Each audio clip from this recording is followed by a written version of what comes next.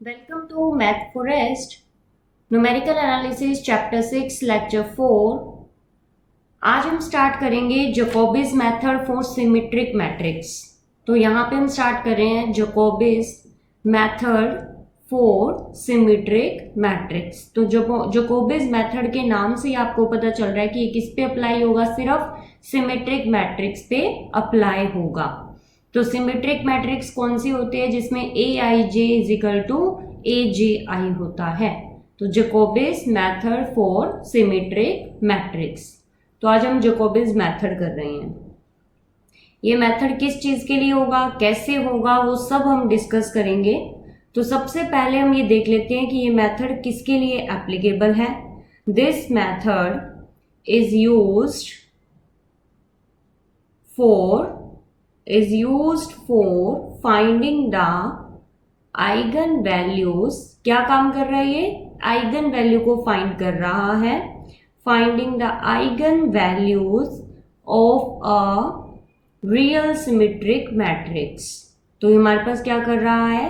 Real symmetric matrix की eigen value निकाल रहा है।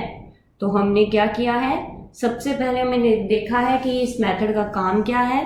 तो अब हम करते हैं काम कैसे करेगा। Let A be a real symmetric matrix. सबसे पहले हमें एक सिमेट्रिक मैट्रिक्स लेनी है जिसका नाम मैंने ले लिया ए, कि जो हमें गिवन मैट्रिक्स दी जाएगी वो कैसी होगी? सिमेट्रिक। देन फिर हम क्या करेंगे? वी कैन फाइंड अ, हम उसके कॉरेस्पॉन्डेंस क्या फाइंड करेंगे? एक ऑर्थोगोनल मैट्रिक्स फाइंड आउट करेंगे। Real orthogonal matrix B. हमने क्या किया? ऑर्थोगोनल मैट्रिक्स ली जिसका नाम क्या है? बी है। सच दैट, किस तरीके से मल्टीप्लाई किया? B inverse A B is equal to D. और जो डी बनेगा वो क्या होगा हमारे पास? डायगोनल मैट्रिक्स होगी। D is a diagonal matrix. तो हमें ये काम करना है। शॉर्ट फॉर्म में इसने बता दिया कि एक रियल मैट्रिक्स लेनी है, एक ऑर्थोगोनल मैट्रिक्स लेनी है और उन्हें इस तरीके से मल्टीप्लाई करना है कि डायगोनल मैट्रिक्स बन जाए। तो अब क्या होगा? जैकोबिस मेथड, जो जैकोबिस हमारा मेथड है, कंसिस्ट ऑफ, किसके साथ काम कर रहा है? डायगोनलाइजिंग के साथ। तो कंसिस्ट ऑफ डायगोनलाइजिंग, क्या किसको डायगोनलाइज कर रहा है? ए को। तो बाय द, किस तरीके से? डायगोनलाइजिंग ए बाय अप्लाइंग अ सीरीज। क्या अप्लाई करेगा? A series. किस टाइप की सीरीज होगी? वो बी ऑर्थोगोनल की सीरीज होगी। Series of orthogonal transformation.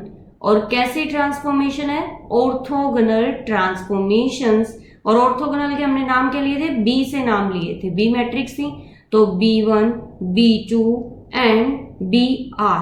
तो हमारे पास ये सारी आर ट्रांसफॉर्मेशंस है और ये सारी की सारी मैट्रिक ऑर्थोगोनल है। सच दैट देयर प्रोडक्ट्स, और इन सब का प्रोडक्ट्स क्या काम करेगा? सेटिस्फाई करेगा इक्वेशन को। And such that their product B satisfy the equation. कौन सी इक्वेशन को सेटिस्फाई करेगा? जो हमने ऊपर लिखी है। कौन सी इक्वेशन? कौन सी ऊपर लिखी है हमने? B inverse A B is equal to D. तो हमारे पास क्या हो गया? B inverse A B is equal to D. अब हमें क्या करना है? When the diagonalization is completed, क्या जब हमारी डायगोनलाइजेशन क्या हो जाएगी? कंप्लीट हो जाएगी, तब हमारे पास क्या काम आएगा? आइगन वैल्यू मिल जाएगी। When the diagonalization is completed, एक बार ये डायगोनलाइजेशन कंप्लीट हो जाए उसके बाद द आइगन वैल्यूज, कहां पे मिलेगी आइगन वैल्यूज? वही तो देखना है। The eigen values are located, कहां पे लोकेटेड होगी? डायगोनल पोजीशन पे। Are located on the diagonals. कौन से डायगोनल्स पे? जब हमने जो डी मैट्रिक्स बनाई है उसके डायगोनल पे। Located on the diagonals.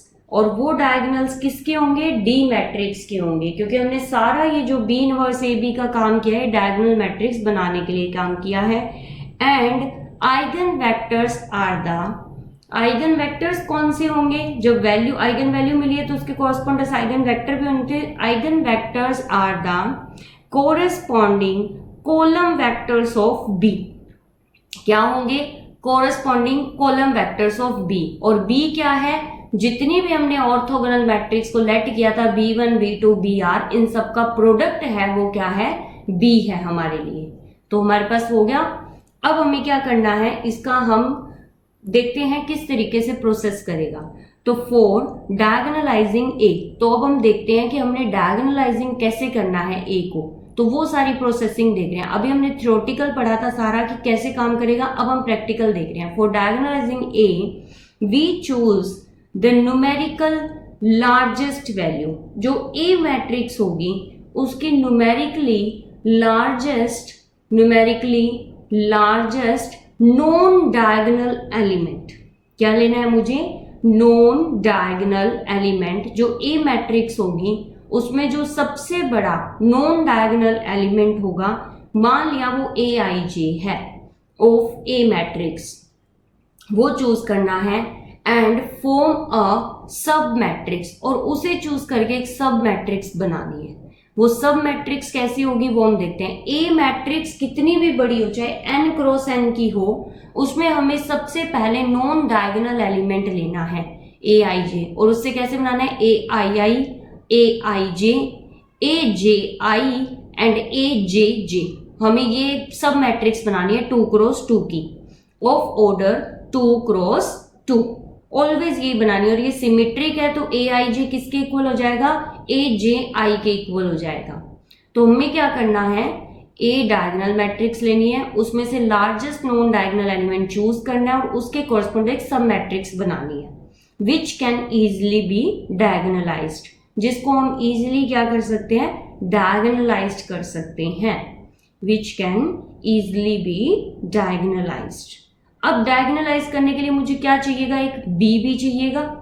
हमें क्या करना है, उसके कॉरस्पॉन्डेंस से एक रियल ऑर्थोगोनल मैट्रिक्स भी चाहिए। तो वो रियल ऑर्थोगोनल मैट्रिक्स कौन सी होगी? Now consider N orthogonal matrix. तो मुझे ऑर्थोगोनल मैट्रिक्स चाहिए जिसका नाम मैंने क्या दिया था? बी दिया था। तो मुझे पता नहीं है कहां तक स्टॉप होना है। बी तो क्या है? सारी ऑर्थोगोनल का प्रोडक्ट। तो सबसे पहले हम B1 लेते हैं। कोस theta minus sine theta cos theta, ये हमारी ऑर्थोगोनल मैट्रिक्स होती है 2 क्रॉस 2 की। यहाँ इसका जो B1 डैश आएगा वो हमारे B1 इनवर्स के इक्वल हो जाएगा।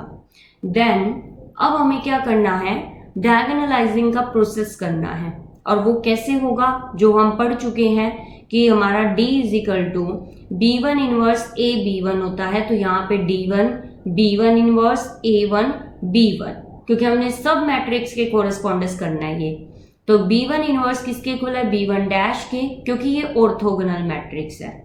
क्योंकि B1 inverse is equal to B1 dash for an orthogonal matrix, और ये ऑर्थोगोनल मैट्रिक्स की कंडीशन होती है जो हमने फर्स्ट चैप्टर किया था। जब इसी चैप्टर का फर्स्ट लेक्चर किया था उसमें हमने कंडीशंस पढ़ी थी सारी। तो D1 हमारे पास क्या आ गया? Cos theta sine theta minus sine theta cos theta, क्योंकि B1 इनवर्स ट्रांसपोज है B1 का। A1 क्या था मेरे पास? AII, AIJ, AJI, यहाँ पे ये देखो ये A1 है हमारा, AJI यहाँ पे एंड AJJ आ जाएगा आपके पास। ये मेरा A1 हो गया। अब हमारे पास B1 क्या होगा? B1 क्या है हमारे पास? कोस थीटा माइनस यहाँ पे sign theta minus sine theta and cos theta. अब इन तीनों की क्या करनी है? हमें प्रोडक्ट करनी है। और ये तीनों की प्रोडक्ट क्या आएगी हमारे पास? हमें तो नॉन डायगोनल एलिमेंट देखना है।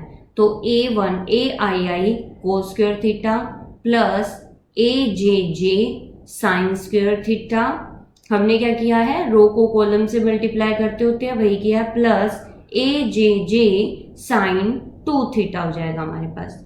नेक्स्ट एलिमेंट हमारे पास क्या है इसी मैट्रिक्स का? AIJ cos theta cos 2 theta plus half bracket AJJ minus AII bracket close sine 2 theta. अब हमारे पास थर्ड एलिमेंट कौन सा है, सेकेंड रो का फर्स्ट एलिमेंट है ए I J cos to theta. क्योंकि हमारे पास सिमेट्रिक मैट्रिक्स बन रही है तो हमारे पास जो ए आई जे होगा वो ए जे आई के इक्वल होगा। मतलब यहाँ पे ये जो एलिमेंट आ रहा है सेकेंड रो का फर्स्ट एलिमेंट वो फर्स्ट रो के सेकेंड एलिमेंट के इक्वल होगा। ए I I cos square theta plus A J J sine square theta plus A J J sine 2 theta हो गया हमारे पास। ये हमारे पास बन गई है D1 मैट्रिक्स। तो इसका मुझे अब ये डायगोनल एलिमेंट कब रिड्यूस होगा, ये D1 डायगोनल कब बनेगी, जब इसके जो हमारे पास डायगोनल एलिमेंट को छोड़ के बाकी सारे एलिमेंट क्या होने चाहिए, 0 होने चाहिए। तो हमारा सेकेंड रो का फर्स्ट एलिमेंट और फर्स्ट रो का सेकेंड एलिमेंट 0 होना चाहिए। तो कौन सा एलिमेंट 0 होना चाहिए हमारे पास। अब हमें क्या करना है, now this matrix will reduce to diagonal form.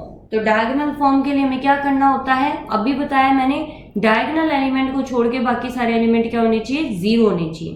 तो यहाँ पे कौन सा एलिमेंट 0 हो जाएगा, A I J cos 2 theta plus half A J J minus A I I sine 2 theta is equal to 0। तो यहाँ हम सोल्व कर लेते हैं इसे सोल्व किया हमने तो tangent 2 theta is equal to 2 A I J upon में A I I minus A J J sine 2 theta by cos theta tangent 2 theta होता है। अब हमें क्या करना है, थीटा की पॉसिबल वैल्यूज निकालनी है कि थीटा की कितनी पॉसिबल वैल्यूज आ सकती है।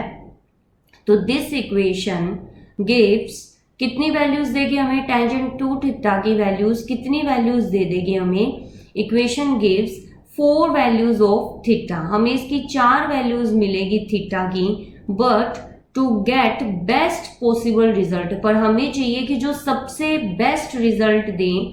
तो वो बेस्ट रिजल्ट हमें कब मिलेगा, best possible relation we choose.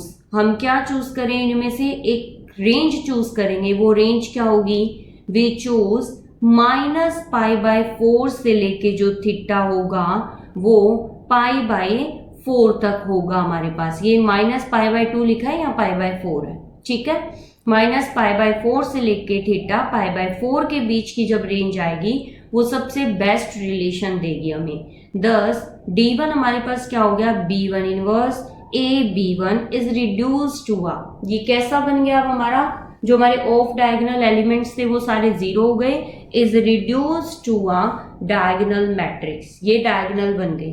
अब हमें क्या करना है, ऐसे ही सारे स्टेप करने हैं, हर बार हमें ये सेम स्टेप करने हैं और ये सेम स्टेप करके हमें डायगोनल मैट्रिक्स मिल जाएगी ए की। तो इन द नेक्स्ट स्टेप में हमें क्या करना है, the largest non diagonal element. फिर से हमें क्या लेना है, नॉन डायगोनल लार्जेस्ट एलिमेंट लेना है और क्या करना है, उसके कॉरेस्पॉन्डर्स ऑर्थोगोनल मैट्रिक्स लेनी है। In the next step the largest non diagonal element in magnitude, sign से हमें कोई लेना देना नहीं है, इन द न्यू रोटेटेड किसमें, new rotated matrix is found. और हमें नई रोटेटेड मैट्रिक्स देखनी है तो हमें कैसा करना होगा, ऊपर का सारा सेम स्टेप करने होंगे। जैसे हम ऊपर करके आए हैं सेम वैसे ही स्टेप रिपीट करने हैं जब तक हमें डायगोनल मैट्रिक्स ना मिल जाए। तो हमें क्या करना है, and the above process is repeated.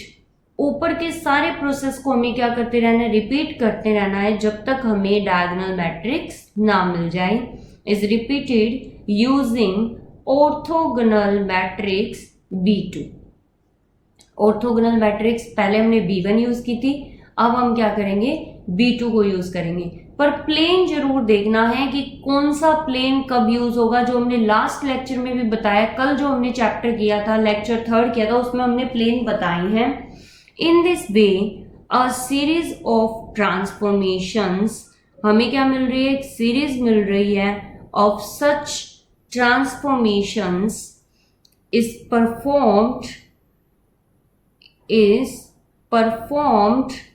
हमारे पास क्या हो गई, B1 B2 B3 Bn, ऐसे करते करते हमें Br तक मिल जाएगी। मतलब कुछ एक टर्म्स तक हमें सीरीज मिल जाएगी। After R transformations we obtained, हमें क्या मिल जाएगा, हमारी डायगोनल मैट्रिक्स मिल जाएगी भी, जो हमें चाहिए ए मैट्रिक्स के कोरस्पॉन्डेंस, वो डायगोनल मैट्रिक्स हमें कुछ स्टेप के बाद मिल जाएगी। तो वी, और जब तक वो नहीं मिलती तब तक हमें स्टेप करते रहना है। तो we obtain B R one inverse, B R minus one inverse. तो हमें क्या करना है, ऐसे ये गलती से मैंने कोमा लगा दिया था, ये प्रोडक्ट आएगी तो इसे हम अभी ठीक कर देते हैं। तो हमारे पास क्या होगा यहाँ पे, B R inverse B R minus one inverse. कब तक इनकी प्रोडक्ट करनी है, B1 तक, बी इनवर्स ए आ जाएगा, फिर B1 B2 और एंड सो ऑन BR तक। तो वो हमें क्या मिल जाएगी, एक डी मैट्रिक्स मिल जाएगी। कैसी मैट्रिक्स मिल जाएगी, डी, जो कैसी होगी, डायगोनल मैट्रिक्स होगी, और उसके जो डायगोनल एलिमेंट होंगे वो आइगन वैल्यू हो जाएगी। कैसे हो जाएगी, आइगन वैल्यू मिल जाएगी मुझे।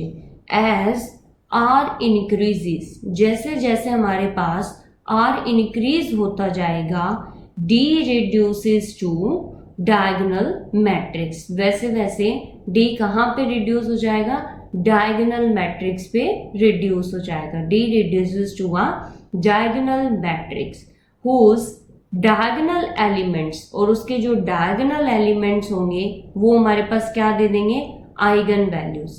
तो diagonal elements are the eigen values.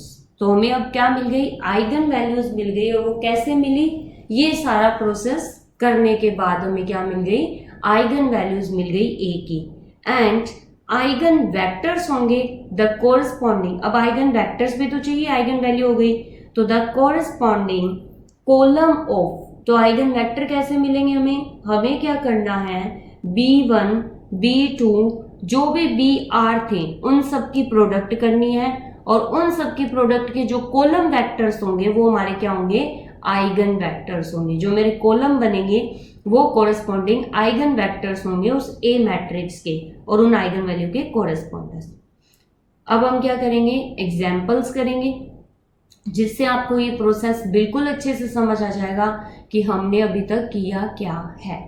तो अब हम क्या कर रहे हैं, एग्जाम्पल कर रहे हैं। एग्जाम्पल फर्स्ट क्या है मेरे पास, यूजिंग जैकोबीज मेथड। अब आपको लिखा आएगा कौन सा मेथड आपको यूज करना है, क्योंकि आगे जितने भी मैट्रिक्स है वो सिमेट्रिक मैट्रिक्स होंगे और उनके लिए अलग अलग मेथड है। तो using Jacobi's method find all the eigen values, क्या निकालनी है आपको, आइगन वैल्यूज निकालनी है, and the eigen vectors of the matrix, eigen values निकालनी है और उनके कोरस्पॉन्डेंस ही आइगन वेक्टर निकालने हैं, और जो गिवन मैट्रिक्स दी हुई है उनके। तो वो मैट्रिक्स आपको क्या दी हुई है वो भी हम देखते हैं। जो भी मैट्रिक्स दी होगी वो सिमेट्रिक दी जाएगी, तो इसमें आपको कोई दिक्कत नहीं है, स्टार्टिंग में आपको सिमेट्रिक मैट्रिक्स दी जाएगी, क्योंकि जैकोबीज मेथड सिर्फ सिमेट्रिक मैट्रिक्स पे काम करता है। Eigen vector of the matrix, और मैट्रिक्स क्या है आपके पास, A is equal to 1 root 2 2 root 2 3 root 2 2 root 2 and 1। आपके पास देखो सिमेट्रिक मैट्रिक्स है, Aij is equal to Aj है आपके पास।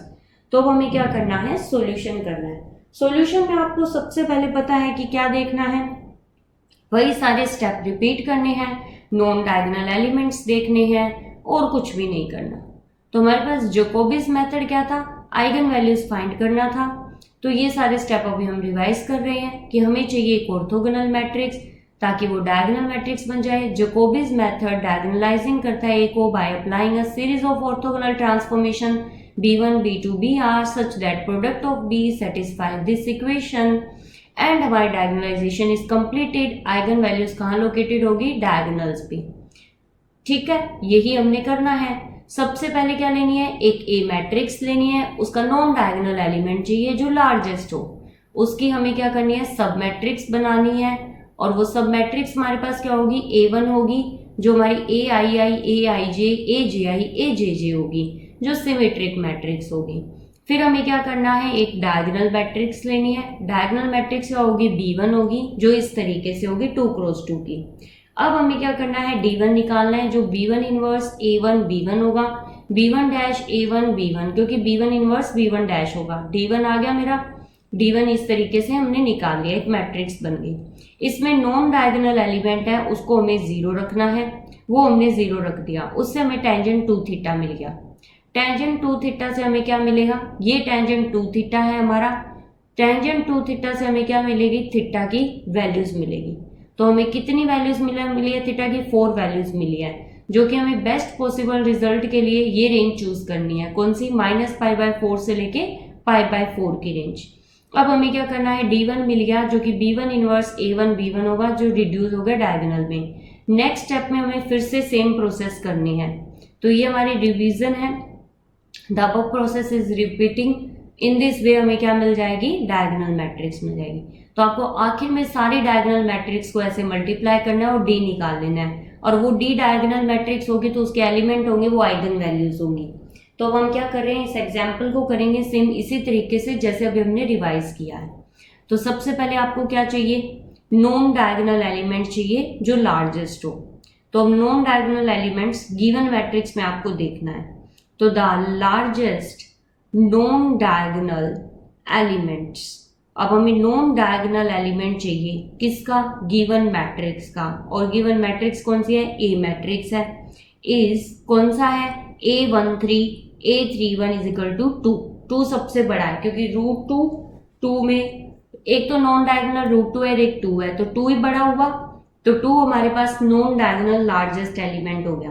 डायगोनल एलिमेंट को नहीं देखना है, डायगोनल के अलावा आल्सो A11 कितना हो गया 1 और A33 कितना हो गया 1, क्योंकि AII और AJJ निकालना है। और I क्या है 1, J कितना है 3। तो टेंजेंट 2 थीटा कितना होता है 2A13 A11 minus A33 is equal to कितना आ गया 2 इंटू 2 अपॉन में कितना आया 1 minus 1 is equal to infinity आ गया आपके पास। क्यों आया, बिकॉज टेंजेंट 2 थीटा हमारे पास is equal to tangent 2AIJ upon में AAI माइनस AJJ होता है आपके पास। और I आपके पास कितना है 1 और J कितना है आपके पास 3। तो आप इससे ये वैल्यू आराम से निकाल सकते हो और इस फॉर्मूले में पुट कर सकते हो। तो आपको मिल जाएगा टेंजेंट 2 थीटा। अब हमारे पास क्या आया, यहाँ से टेंजेंट 2 थीटा है वो इन्फिनिटी आया, तो 2 थीटा कितना हो गया π/2, क्योंकि टेंजेंट थीटा इन्फिनिटी कब होता है, जब π/2 होता है। तो थीटा की वैल्यू कितनी आ गई π/4। अब हमें किसे एनिहिलेट करना है, टू एनिहिलेट, क्योंकि हमें क्या करना है, रिमूव करना है उस नॉन डायगोनल एलिमेंट को, लार्जेस्ट को। तो A13 is equal to A31 को हमें रिमूव करना है। वी चूज, और वो रिमूव कैसे होता है, हमें एक B1 ऑर्थोगोनल मैट्रिक्स चाहिए। तो we choose an orthogonal matrix B1। अब B1 कितने साइज की होनी चाहिए, 3x3 की, क्योंकि हमें 3x3 की मैट्रिक्स दे रखी है। और कौन से प्लेन में है, 1 और 3 प्लेन में। तो we choose an orthogonal matrix B1 in the plane 1 और 3। जब 1 3 का प्लेन होता है, मैंने लास्ट लेक्चर में बताया 1 3 का प्लेन होता है, तो हमें BX वाला लेना पड़ेगा, रोटेशन RX की लेनी पड़ेगी। तो 1 3 है तो Y की रोटेशन, Y की रोटेशन। तो B1 is equal to cos theta 0 minus sine theta 0 1 0 sine theta 0, और आपके पास क्या आ जाएगा कोस थीटा, क्योंकि ये RY की रोटेशन लेनी पड़ेगी, क्योंकि 1 3 प्लेन में है तो RY की रोटेशन लेनी पड़ेगी। तो आपके पास क्या हो गया, B1 is equal to 1/√2, theta कितना है π/4, 0 माइनस 1/√2 0 1 और 0। अब आपके पास क्या आया 1/√2 एंड 0, और आपके पास कितना आ जाएगा 1/√2। थीटा की जगह जस्ट हमने π/4 पुट किया है, और π/4 पे साइन थीटा और कोस थीटा सेम होता है। ये चीज आप हमेशा याद रखना, आपको पता ही होगा। अब हमें क्या करना है, ये हमारे पास आ गई B1 रोटेशन। B1 रोटेशन आते ही हमारे पास क्या आ जाएगा, B1 रोटेशन आते ही हमें कुछ नहीं करना, D1 निकालना है। तो फर्स्ट ट्रांसफॉर्मेशन आ गई, B1 हमारी क्या है, फर्स्ट ट्रांसफॉर्मेशन है, जो हमें क्या देगी, D1 देगी। D1 क्या होता है, B1 इनवर्स A1 B1 होता है। तो विच गिव्स, आपको क्या मिल जाएगा D1।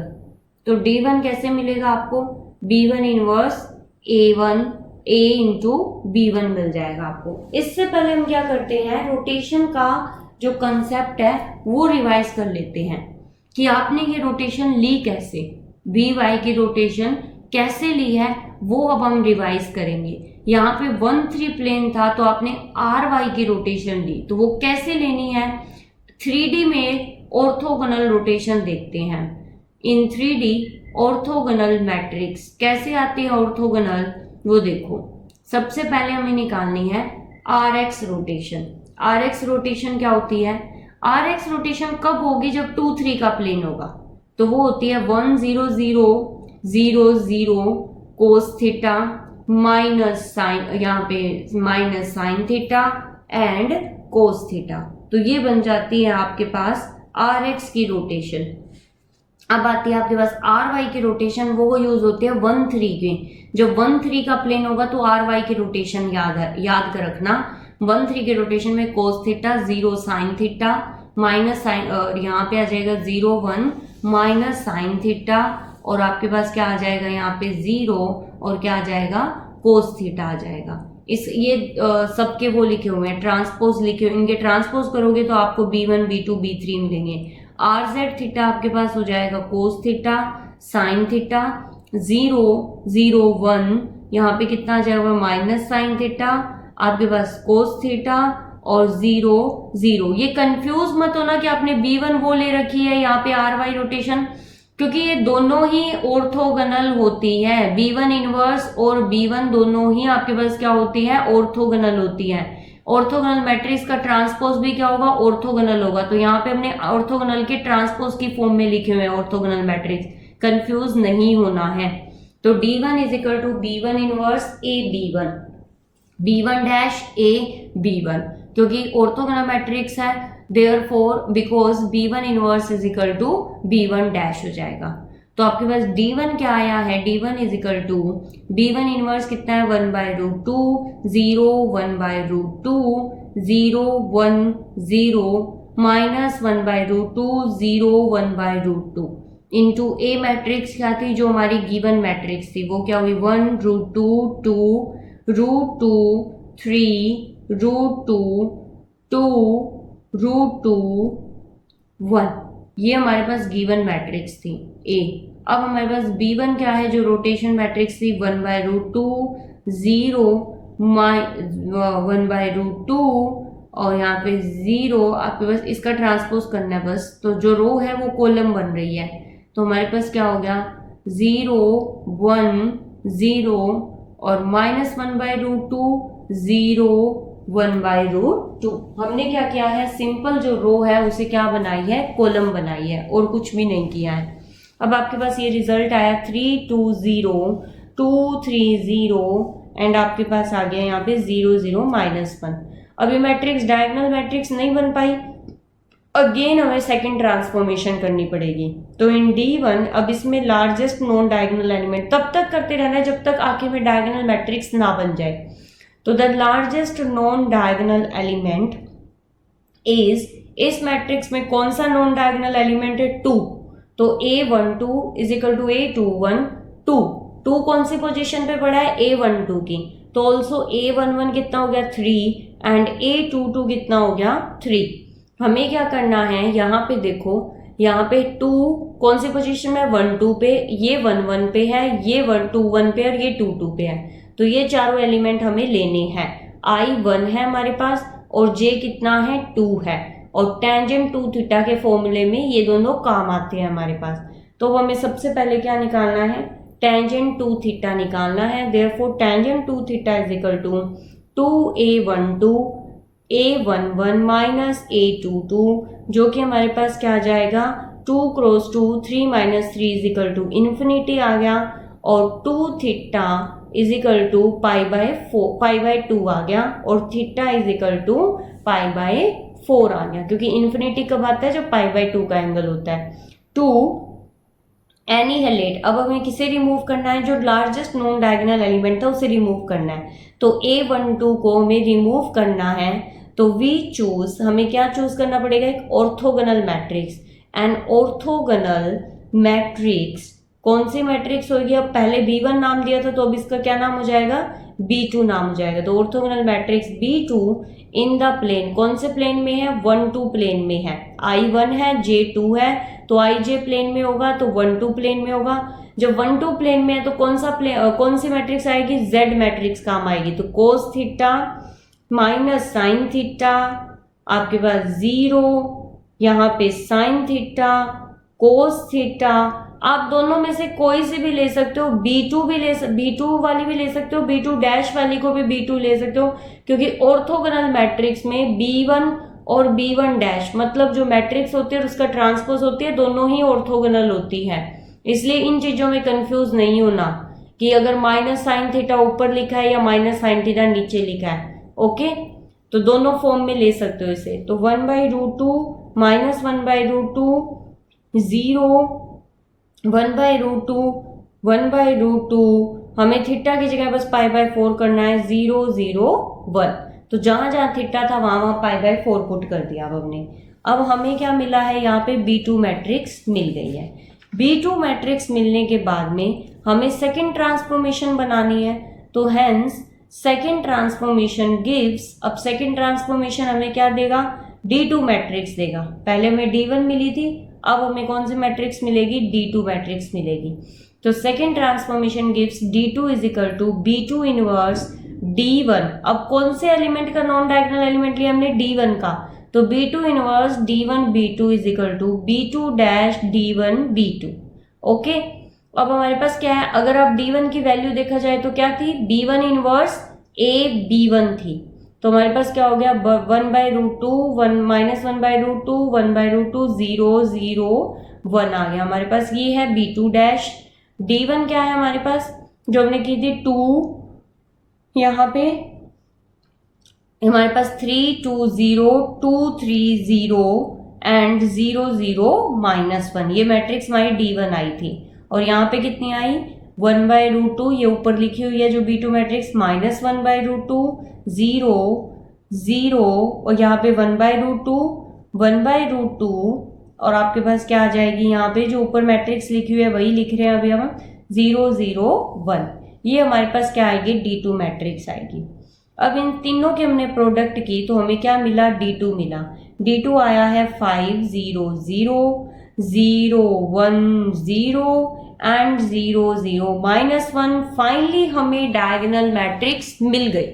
यहाँ पे हम ट्रांसफॉर्मेशन स्टॉप कर देंगे, यहाँ पे हमारा काम स्टॉप। तो here we stop the process of iteration.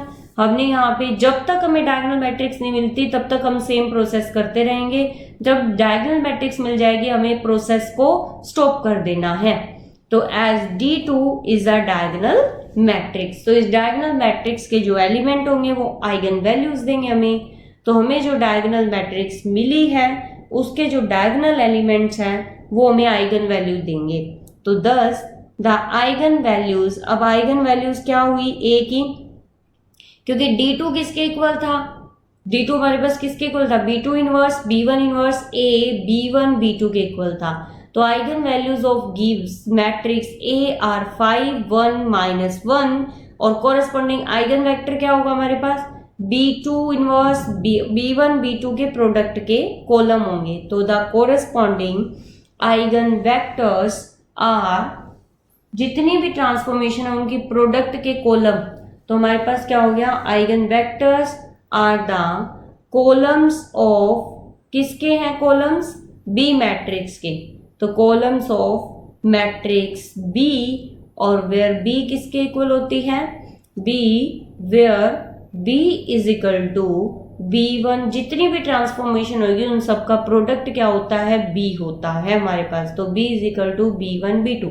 यहाँ दो ट्रांसफॉर्मेशन हुई थी B1 B2, उन दोनों के प्रोडक्ट होगा 1/√2 0 -1/√2 0 1 0 1/√2 0 1/√2। अब हमें क्या मिलेगी, B2 कितनी थी हमारी, B2 हमारी कौन सी ट्रांसफॉर्मेशन थी, 1/√2 -1/√2 0 1/√2 1/√2 0 0 0 1।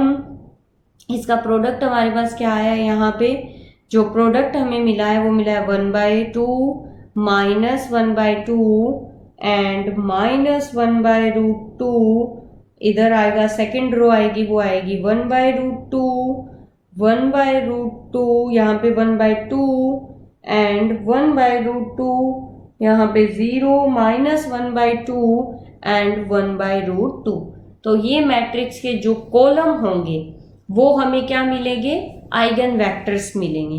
हेंस आइगन वैल्यूज, जो मेरी आइगन वैल्यूज है किसकी, ए की, हमने किसकी आइगन वैल्यूज निकाली है, ए मैट्रिक्स की आइगन वैल्यूज निकाली है, जो कि क्या आई थी मेरे पास, eigen values of A are 5 -5 1 -1 and the corresponding eigen vector. तो जो इसके कोरस्पॉन्डिंग आइगन वेक्टर हैं वो हमारे पास क्या हो गया, कोरस्पॉन्डिंग आइगन वेक्टर्स आर कौन से हुए, जो इसके कॉलम है, जो बी मैट्रिक्स के कॉलम है। तो पहला कॉलम क्या हुआ, 1/2 1/√2 एंड 1/2। अब हमने इसे रो फॉर्म में लिखा है तो इसका ट्रांसपोज लिखना पड़ेगा, क्योंकि कॉलम फॉर्म होती है इनकी, तो हमने इसे रो फॉर्म में लिखा है तो इसका ट्रांसपोज कर देंगे तो वो हमें क्या मिल जाएगी, आइगन वेक्टर। अब हमें दूसरी आइगन वेक्टर कौन सी है, 1/2, सेकेंड कॉलम हो गया, तो 1/√2 -1/2, इसका भी ट्रांसपोज लिख दो क्योंकि हम रो फॉर्म में लिख रहे हैं और ये कॉलम फॉर्म में होना चाहिए। तो हमारे पास क्या हो गया, यहाँ पे तीसरी आइगन वेक्टर हो गया 1/√2 0 1/√, तीसरा कॉलम हो गया ये हमारे पास, तो इसका भी ट्रांसपोज कर दो क्योंकि हमने इसे रो फॉर्म में लिखा हुआ है। यहाँ हमारा क्वेश्चन हो गया स्टॉप, यहाँ हमें बस अपना काम खत्म कर देना है, यहाँ तक हमारा काम खत्म हो गया है। अब हमें सेकंड एग्जाम्पल करेंगे तो आपको अच्छे से समझ आएगा। अब हम सेकंड एग्जाम्पल कर रहे हैं, उसमें हम क्या करेंगे, सेम काम करेंगे। तो हमारे पास सेम काम आएगा एग्जाम्पल सेकंड में। तो हमारे पास क्या है, आपको लिखा आएगा कि कौन सा मेथड यूज करना है, और अगर नहीं लिखा है तो आप अपनी मर्जी से कोई सा भी मेथड यूज कर सकते हो जो आपको आसान लगे, क्योंकि अगर सिमेट्रिक है तभी जैकोबीज यूज होगा। तो यूजिंग जैकोबीज मेथड, अब हमें जैकोबीज मेथड यूज करना है तो डेफिनेटली सिमेट्रिक मैट्रिक्स दी जाएगी। Using Jacobi's method find all the eigen values, हमें क्या करनी है, सारी आइगन वैल्यूज निकालनी है, एंड आइगन वेक्टर्स, और उनके आइगन वेक्टर्स निकालने हैं। तो and the eigen vectors of the matrix, और कैसी मैट्रिक्स है ये आपकी, कैसी मैट्रिक्स है ये, of the matrix of the यहाँ पे हमें क्या करना है, जैकोबीज मेथड का यूज करना है, find all the eigen values and the eigen vectors of the matrix. और कौन सी मैट्रिक्स है वो भी हम लिख रहे हैं, डेफिनेटली हमें सिमेट्रिक्स मैट्रिक्स दी जाएगी। तो ये क्वेश्चन करने के बाद आपको बिल्कुल क्लियर हो जाएगा कि आपको किस तरीके से करना है, सेम प्रोसेस करना है जो हम पहले करके आए हैं, 2 3 1/2 1/2 3 1/√2 3 2 1/√2 1/√2 एंड 1/√2 एंड 5। तो अब हमें क्या करना है, इसका हमें सॉल्यूशन निकालना है। ये सॉल्यूशन निकलने के बाद आपको सारा प्रोसेस रिवाइज हो जाएगा कि हमने फर्स्ट एग्जाम्पल में किया क्या है। तो सॉल्यूशन हमारा किस तरीके से है, सेम वही, हमें लार्जेस्ट नॉन डायगोनल एलिमेंट देखना है। तो let a is equal to, सबसे पहले a लिखते हैं 2 3 1/√2 3 2 1/√2 1/√2 1/√2 5। ये हमारे पास गिवन मैट्रिक्स थी।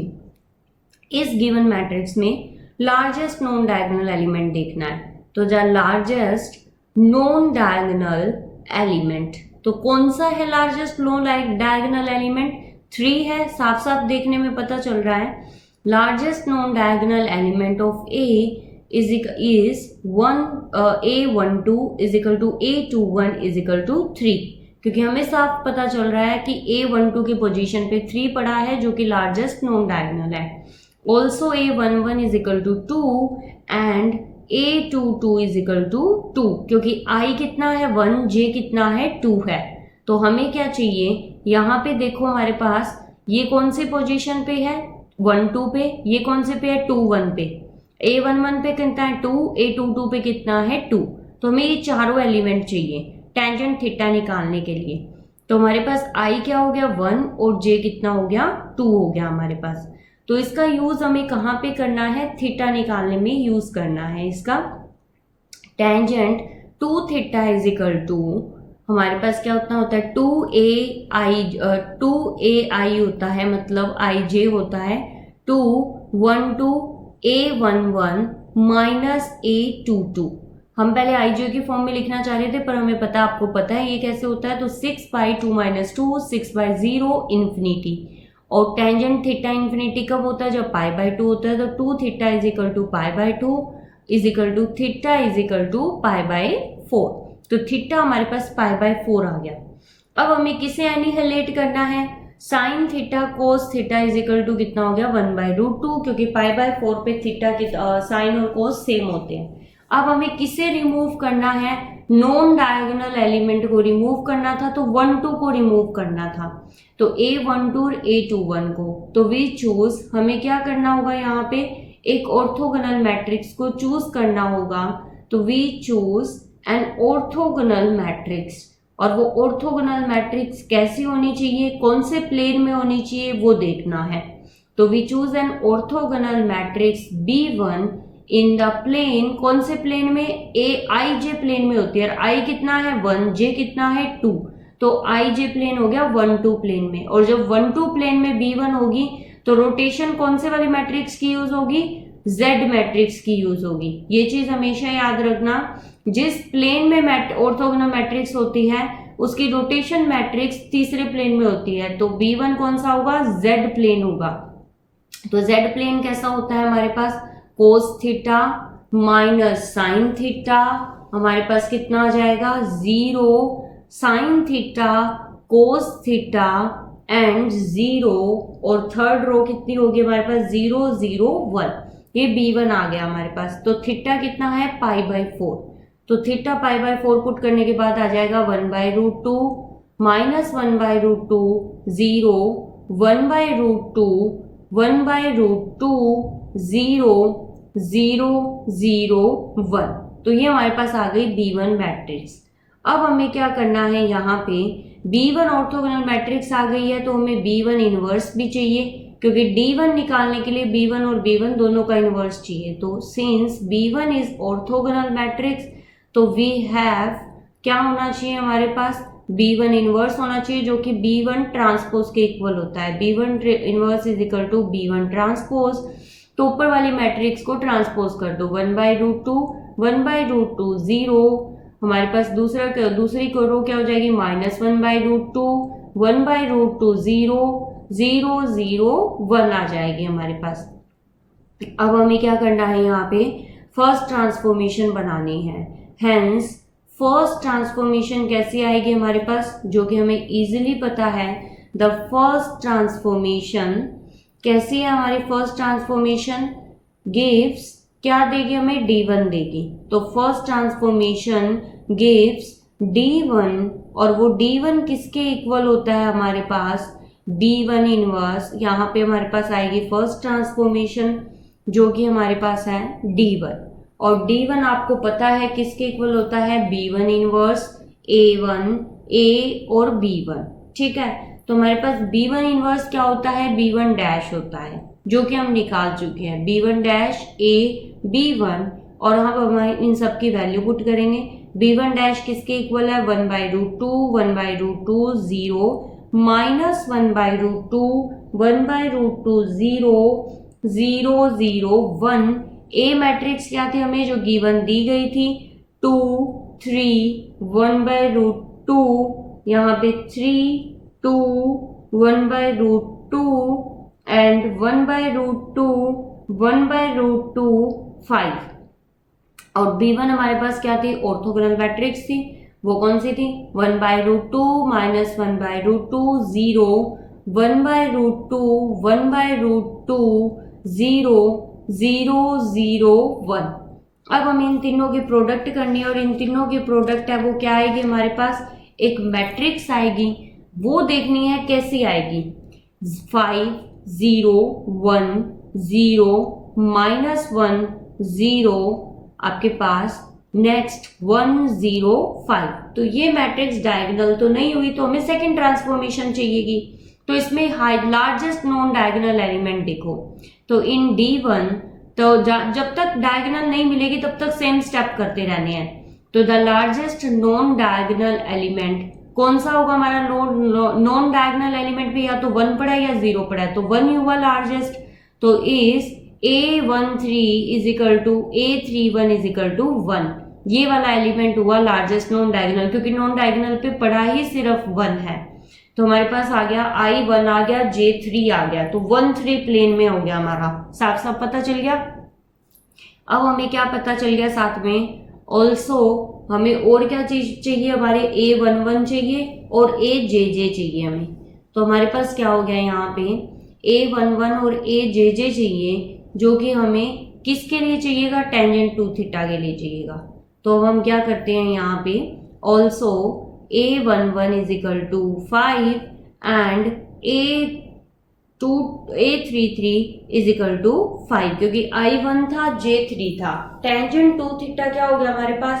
2 A13 A11 minus A33 is equal to कितना हो गया? 2/5 माइनस 5 इज इक्वल टू आपके पास कितना आ गया? 2/0 इज इक्वल टू इन्फिनिटी। और tan इन्फिनिटी कब होता है? जब π/2 का एंगल होता है। तो 2 theta is equal to π/2 theta is equal to π/4। तो आपके पास थीटा कितना आया है? π/4 आया है।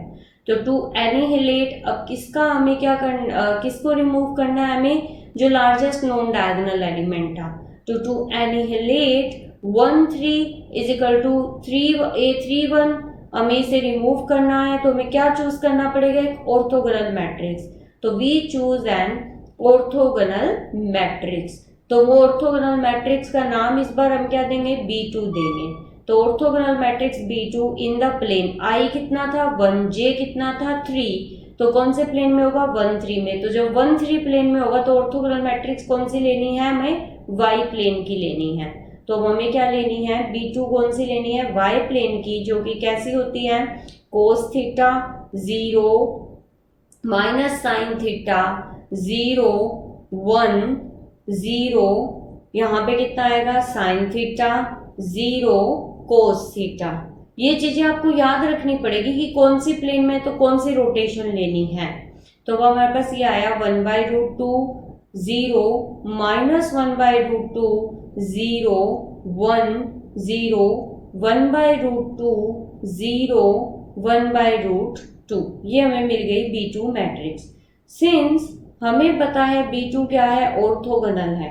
तो B2 ऑर्थोगोनल है, तो B2 का इनवर्स किसके इक्वल हो जाएगा? उसके ट्रांसपोज के इक्वल हो जाएगा। तो B2 inverse is equal to B2 transpose, जो कि हमारे पास इसी मैट्रिक्स का ट्रांसपोज कर दो। 1/√2 0 माइनस 1/√2 रो कॉलम बन गई है हमारे।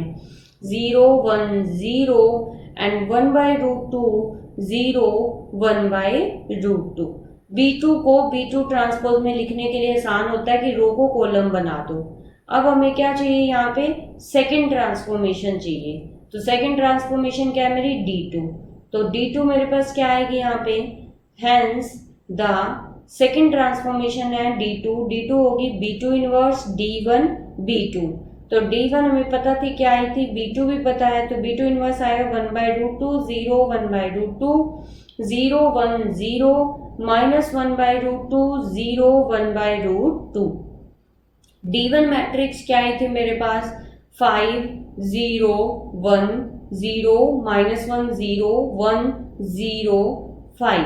तो ये हमारे पास D1 थी। D2 हमारे पास क्या थी? ऊपर लिखी हुई है 1/√2 0 माइनस 1/√2 0 1 0 1/√2 0 1/√2। अब इन तीनों की क्या करनी है? हमें प्रोडक्ट करनी है। ये तीनों की प्रोडक्ट मेरे पास क्या आएगी? D2 मैट्रिक्स आएगी। तो D2 मैट्रिक्स मुझे क्या मिल गई? यहाँ पे 6 0 0 0 माइनस 1 0 0 0 4। ये डायगोनल मैट्रिक्स। तो यहाँ पे हमें इटरेशन को स्टॉप कर देना है। जैसे ही हमें डायगोनल मैट्रिक्स मिल जाए वहीं पे हमें इटरेशन को क्या कर देना है? स्टॉप। तो here we stop the process of iteration iteration का प्रोसेस क्या करना है, स्टॉप करना है। तो इटरेशन का स्टॉप कहाँ पे हुआ है, D2 पे, क्योंकि as D2 is a diagonal matrix. तो D2 क्या मिल गई मुझे, डायगोनल मैट्रिक्स मिल गई। तो अब हमें क्या करना है, D2 की जो डायगोनल मैट्रिक्स है तो उसके जो डायगोनल एलिमेंट होंगे वो क्या बन जाएंगी, आइगन वैल्यू बन जाएगी हमारी। तो दस द आइगन वैल्यू, अब हमें आइगन वैल्यू पूछी गई थी, तो the eigen values of given matrix, जो गिवन ए मैट्रिक्स थी वो कितनी हो गई हमारी, जो इसकी आइगन वैल्यूज है वो है 6, -1, 4, ये हो गई हमारे पास आइगन वैल्यूज। अब हमें चाहिए आइगन वेक्टर्स, तो द कोरस्पॉन्डिंग आइगन वेक्टर्स, तो कोरस्पॉन्डिंग जो आइगन वेक्टर्स हैं वो मेरे पास क्या होंगे, B1 और B2 के कॉलम होंगे। तो B1 B2 की प्रोडक्ट करनी है। Eigen vectors are the column of, किसके कॉलम, B मैट्रिक्स के। तो कॉलम ऑफ मैट्रिक्स B, और वो B मैट्रिक्स क्या है मेरे पास, B इज इक्वल टू क्या आ जाएगा मेरे पास, B1 इंटू B2। तो B1 क्या था मेरे पास, सबसे पहले लिखते हैं B1 1/√2 -1/√2 0, 1/√2 1/√2 0 0 0 1। अब हमारे पास B2 कितना आया था, 1/√2 0 -1/√2 0 1 0 1/√2 0 1/√2। अब इसकी प्रोडक्ट है वो क्या है हमारे पास, 1/2 1/2 1/√2 1/2 1/√2 1 0 1/√2 -1/2 एंड 1/√2, ये हमें मिल गई। तो आइगन वेक्टर क्या हो जाएंगे हमारे पास, जो कॉलम है इसके वो बन जाएंगे आइगन वेक्टर्स। B1 B2 के कॉलम्स हमारे क्या बन जाएंगे, आइगन वेक्टर्स बन जाएंगे। तो हमारे पास क्या हो गया यहाँ पे, B1 के हेंस द आइगन वेक्टर्स, तो हमें क्या चाहिए यहाँ पे, आइगन वेक्टर्स चाहिए। तो the eigen values of A, eigen vectors किसके कॉरस्पॉन्डेंस होते हैं, आइगन वैल्यूज के। तो 6 -1 और 4 आई थी मेरी आइगन वैल्यूज। तो कोरस्पॉन्डिंग आइगन वेक्टर्स क्या होंगे मेरे पास, उन्हीं पोजीशन के कॉलम होंगे।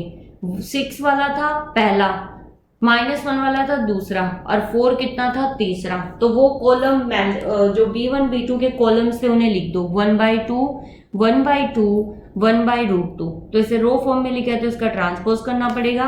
1/2 यहाँ पे हमारे पास क्या हो गया है, यहाँ पे देखो पहला कॉलम। अब हमारे पास क्या है, दूसरा कॉलम क्या है, 1/2 1/√2 -1/2। ये इसका ट्रांसपोज कर दो क्योंकि ये सेकंड कॉलम हो गया हमारे पास। देखो अब हमारे पास क्या है, तीसरा कॉलम है, वो क्या है हमारे पास, तीसरा आइगन वेक्टर होगा 1/√2 0 1/√2। ये रो फॉर्म में तो इसका ट्रांसपोज कर दो, ये देखो हमारे पास तीसरा आइगन वेक्टर हो जाएगा। तो ये तीनों आइगन वेक्टर, तीन आइगन वैल्यू के कोरस्पॉन्डेंस है 6 -1 और 4 के। यहाँ पे आपका चैप्टर कंप्लीट होता है।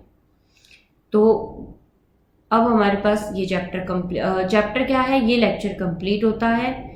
कोई भी नोट्स, क्वेरी एंड PDF 5 के लिए आपको टेलीग्राम चैनल ज्वाइन करना पड़ेगा, उसका लिंक डिस्क्रिप्शन में है।